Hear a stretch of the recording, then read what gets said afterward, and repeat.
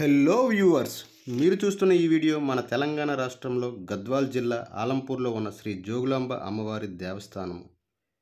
18 శక్తిపీఠాల్లో ఒక్కటైన 5వ శక్తిపీఠంగా మన తెలంగాణ రాష్ట్రంలో ఈ జోగులాంబ దేవాలయం వెలసింది. మీరు చూస్తున్నది టెంపుల్ ఎంట్రన్స్ అండి. ఇక్కడి నుంచి కనబడుతుంది టెంపుల్లోని మెయిన్ గర్భగుడి.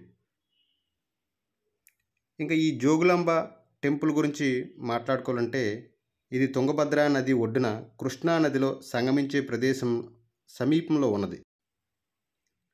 ఇప్పుడు కనబడుతున్న ఈ టెంపుల్ గర్భగుడి 7వ 8వ శతాబ్దంలో బాదామి చాళుక్యులచే నిర్మించబడింది.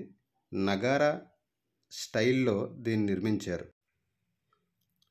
ఇక్కడ మీరు చూసుకుంటే ఈ శారీస్ ఏవైతే ఉన్నాయో అవి అమ్మవారికి సమర్పించిన తర్వాత అమ్ముతూ ఉంటారండి. జోగులాంబ దేవాలయంలో జోగులాంబ శివుని రూపమైన బాలబ్రహ్మేశ్వరుడు ప్రధాన దేవతలుగా ఉన్నారు. ఈ టెంపుల్ కర్నూలు సిటీకు 30 నుంచి 40 కిలోమీటర్లు ఉంటుంది.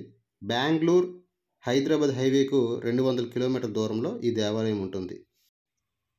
వీటి ప్రక్కనే నవబ్రహ్మ దేవాలయాలు కూడా ఉన్నాయండి. మీరు చూస్తున్నారు కదా, ఇవి నవబ్రహ్మ దేవాలయాలు. ఇందులో 9 శివాలయాలు ఉన్నాయి.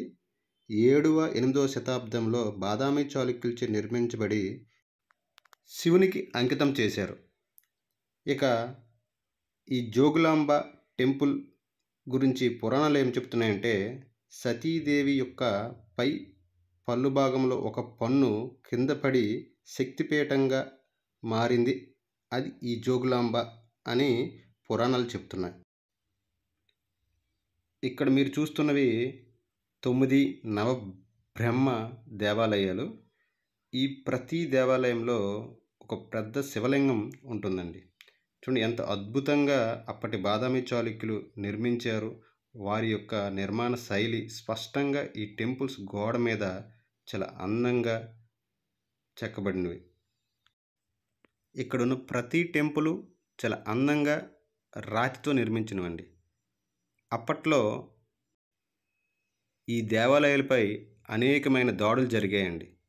వీటి యొక్క ఆర్కిటెక్చర్ని నాశనం చేయడానికి, ఈ సుందరమైన దేవాలయాల్ని ధ్వంసం చేయడానికి బహమనీ సుల్తాన్లు అనేకమైన ప్రయత్నాలు చేసి విఫలమైపోయారు. ఈ బహమనీ సుల్తాన్ల దాడుల నుంచి అప్పటి విజయనగర చక్రవర్తులు ఈ టెంపుల్స్ని కాపాడినట్టు చరిత్ర చెబుతుంది. ఈ టెంపుల్స్ అన్నీ కూడా రాతి కట్టడంతో నిర్మించారండి. వీటి యొక్క నిర్మాణాన్ని మీరు చూసినట్టయితే చాలా అద్భుతంగా చెక్కి ఉన్నారు. రాక్ కట్ టెంపుల్స్గా వర్ణిస్తారు వీటిని. చూడండి చాలా అందంగా, చాలా అద్భుతంగా ప్రతి టెంపుల్ మీద అందమైన దేవతల నిర్మాణాలు చెక్కి ఉన్నారండి. మీకు క్లియర్గా చాలా నీట్గా కనబడుతుంది వీడియోలో.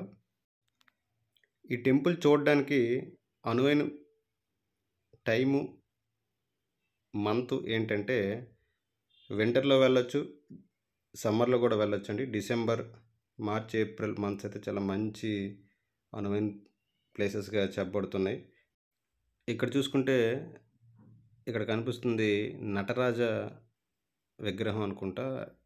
చేతులు అన్నీ డెమాలిష్ అయిపోయి బాగా మెయింటెనెన్స్ తర్వాత పూర్వం రాజుల దాడుల వల్ల ఇలా కనిపిస్తున్నాయి. అప్పట్లో ఎంత అద్భుతంగా ఈ టెంపుల్స్ ఉన్నాయో మనం ఊహించుకోవచ్చు.